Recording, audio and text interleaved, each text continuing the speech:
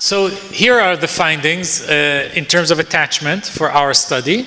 As you can see, 44% of the children had secure attachments, like this little boy that we saw, which is a little bit less than 50, but still a very, very nice number.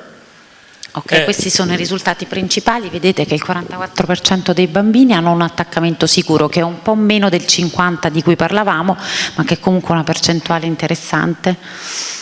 And then 16% were ambivalent. We call them sometimes resistant too. 16% C. Il 16% è il modello del pattern C, cioè quello ambivalente, che a volte noi chiamiamo anche resistente. 20% A, avoidant.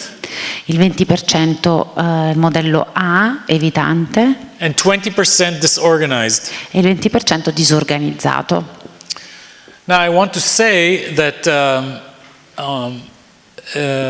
about the 20% avoidant, of course, avoidance and autism, you know, it's not always so easy to know what we're talking about, because it could be the same, you know, it could be the autism that causes the child to not look at the mother rather than an avoidant relationship. Also, these are not babies. These are children who are 4 and 5 years old. Yes. And it could be that some of them are simply not very distressed when the mother leaves. The strange situation is based on the distress that the child is experiencing. If you don't have distress and then the child doesn't look at the mother, maybe it doesn't mean avoidance, maybe it simply means that the child isn't distressed. Ok, parliamo della percentuale del 20% di evitanti, riferendoci ai bambini autistici è un po' difficile discriminare, dal momento che l'autismo è anche evitamento, non incontrare lo sguardo della madre per esempio, e poi dobbiamo tenere presente che in questa percentuale comunque, come nella restante, parliamo di bambini che potrebbero non avere nessun disagio alla uscita, alla separazione dalla madre dalla stanza, dal momento che non parliamo di bambini così piccoli, ma sopra i 4 anni e mezzo anche delle volte. Okay, and the other thing I want to mention, 20% disorganized, that's a large percentage of disorganized. But here too we have to keep in mind just a word of caution that many of the signs for disorganization are also not very different than certain autistic behaviors. So it's not always so clear-cut what is autistic behavior and what is disorganization. Ok, anche rispetto alla percentuale di quel 20% disorganizzato c'è da fare una sottolineatura, nel senso che è molto difficile rispetto alla tipologia di comportamento di bambini autistici, è molto difficile poi discriminare anche questo e vedere laddove inizia il comportamento autistico e qual è quello invece più prettamente disorganizzato. Yes, so although it is true that disorganized behavior has to be specific to the presence of the mother. So if the child is showing a certain behavior all throughout the strange situation, that's not considered disorganized. But still it could be that we mistakenly coded some of the children because of their autism as disorganized. La cosa determinante è che questo comportamento disorganizzato sia in presenza della madre, cioè non quando la madre è fuori dalla stanza, ma che il bambino abbia dei comportamenti disorganizzati con lei nella stanza. So really I think the important number to remember is 44% secure. Okay, that's really the message here that's most important. That, you know, such a large, almost half of the children, really autistic children, some of them, you know, most of them low functioning and so forth, are securely attached. Ok, credo che il messaggio più importante che debba passare è quella percentuale del 44% che riguarda i bambini sicuri, cioè quasi la metà dei bambini della ricerca hanno un attaccamento sicuro. This is just to give you a little bit of information about the relationship between security and the cognitive functioning.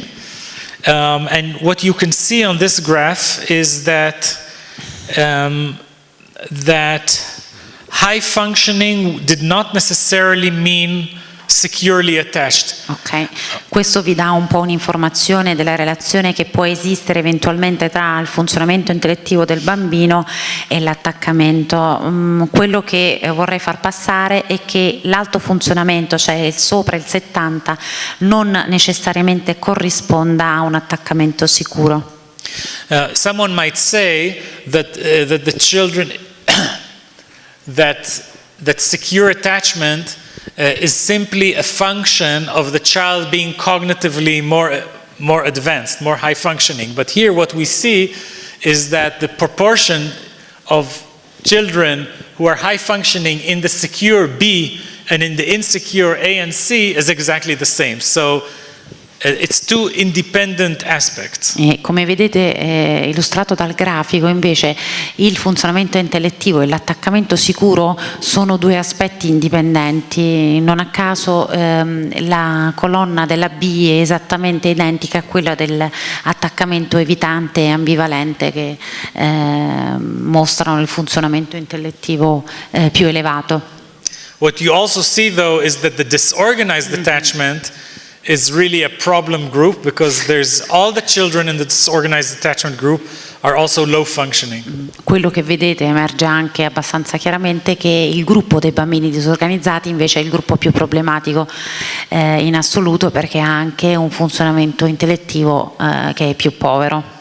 But of course we don't know if it's the low functioning that is causing the disorganization or the disorganization that is contributing to the low functioning. We don't know. Ma non possiamo sapere se la disorganizzazione del comportamento che poi procura questo tipo di funzionamento intellettivo o viceversa.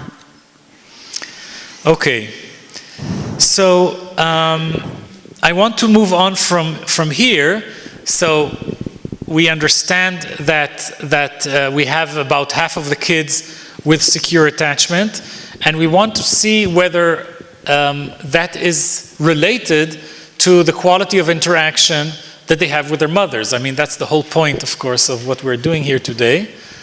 And we want to talk about the contribution of parenting to attachment, and we'll begin today and continue tomorrow to talk about sensitivity, insightfulness, and resolution. Three things related to the parents that may be contributing to secure or insecure attachment. Yes, you wanted to ask. Can you explain better insightfulness, the concept? Yes, tomorrow I will talk about it at great length. So I don't want to do it right now, okay? But tomorrow, the whole morning will be about insightfulness. Ok, partendo da queste premesse vorrei soffermarmi sul contributo dei genitori all'attaccamento, che passa sicuramente attraverso le tre caratteristiche della sensibilità, dell'insightfulness, su cui ci soffermeremo domani, e della risoluzione. Okay. So I want to talk about sensitivity first. Prima di tutto voglio parlarvi della sensibilità. So when we talk about sensitivity, this is really a concept developed by Mary Ainsworth. Allora, quando parliamo di sensibilità, che è un concetto di cui si è occupata Mary Ainsworth, She described it as reading the child's signals correctly and responding to them appropriately and quickly. lei aveva descritto questa capacità come la corretta lettura dei segnali del bambino e la risposta corretta e appropriata e anche rapida ai segnali del bambino, appunto. And it's the kind of behavior from the parent, caregiving behavior, that helps the child feel that when they're in need, the caregiver will understand the need and will be physically and emotionally available to respond. È il comportamento della figura di riferimento che aiuta il bambino a sentire che quando è in situazione di bisogno avrà una risposta, una comprensione del bisogno, e che il suo caregiver sarà fisicamente ed emotivamente disponibile per dargli una risposta appropriata. Sensitivity is a matter of trial and error. No parent, no mother, even the best mother, can guess every single minute what the child's behavior means, but you simply try And if you're right, then the child calms down or is happy. And if you're wrong, then the child gives you signals that you're wrong. And you try again, and you try again, until eventually you succeed. And it's really that capacity to try, to realize whether it's right or wrong. If it's right, good. If it's wrong, to try and think what else it might be, to put yourself in your child's shoes. And it's that freedom to go back and forth from the child's signals to your understanding, back and forth in a flexible, open way that is the core of sensitivity. E il nucleo centrale della sensibilità è proprio questo, include la capacità della madre attraverso tentativi di errori di raggiungere la risposta più adeguata per il bambino, però è proprio questa condizione di equilibrio tra un fare avanti e indietro della madre nella ricerca della risposta più appropriata per il bambino, e questo è il nucleo essenziale, cioè la capacità di appunto anche saper sbagliare. Se è sbagliato si passa a un nuovo tentativo, e bene, finché non si trova la risposta più giusta per lui, al suo bisogno. So let's talk about more specifically what we call sensitivity. So these are features of sensitive behavior. Accurate perception and interpretation of the child's cues. I think we said that already. Appropriate responsiveness. By appropriate would mean that it is matched to the signal of the child. The timing is right, not too fast, not too slow, and it's done in a kind of a smooth way. Quindi la sensibilità materna è la percezione accurata e l'interpretazione dei segnali che ci invia il bambino, la responsività appropriata a questi stessi segnali, responsività che significa anche saper corrispondere nel giusto tempo e con la giusta tonalità, con la giusta flessibilità ai segnali che ci invia il bambino. Genuine and authentic interest in the child. Significa anche interesse genuino e autentico al bambino. Flexibility in negotiating mismatched or conflicted moments. Flessibilità nel negoziare anche i momenti di conflitto o di mancato corrispondenza. A pleasant atmosphere. Un'atmosfera piacevole. Appropriate emotional expressions. Espressioni emozionali appropriate. And containing children's negative emotions. E anche saper contenere le emozioni negative dei bambini. Now you get lower scores, but still not very low scores, if the sensitivity is inconsistent. So if you watch a mother and a baby for 10 minutes, some of the time they show good sensitivity, and the rest of the other time not so good. Okay, so it lowers your score on a 1 to 9 scale to a 5. I didn't understand what you're saying about the score of sensitivity. Yes, so this is a scale that goes from 1 to 9, with 9 being very sensitive and 1 being insensitive. Okay.